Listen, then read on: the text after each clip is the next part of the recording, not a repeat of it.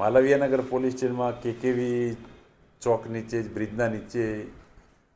ગત રાત્રિના એટલે કે તારીખ 5ના જે વહેલી સવારના રોજ બનાવ બનેલ 3 થી 4 વાગ્યાના અરસામાં તેમાં જે ફરિયાદી છે એનો ફરિયાદી સાહિલ પ્રેમસિંહ વિશ્વકર્મા જે મૂળ નેપાળના રહેવાસી છે તે અહીંયા યુનિવર્સિટી વિસ્તારમાં ગુજરાત હાઉસિંગ બોર્ડના ક્વાર્ટરમાં રહે છે તેનો ભાઈ રાહુલ જેને ઈજાઓ પહોંચાડી અને તેનું સારવાર દરમિયાન મૃત્યુ થયેલ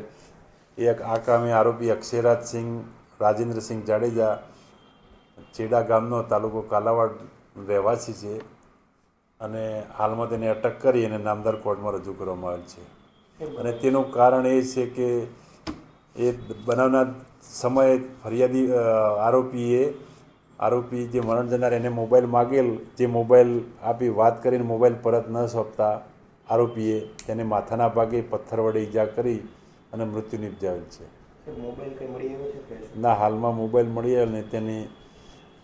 CDR ભરીને આગળની તપાસ ચાલુ છે. ના, એનો કોઈ અગાઉનો કોઈ ગુનાહિત ઇતિહાસ નથી.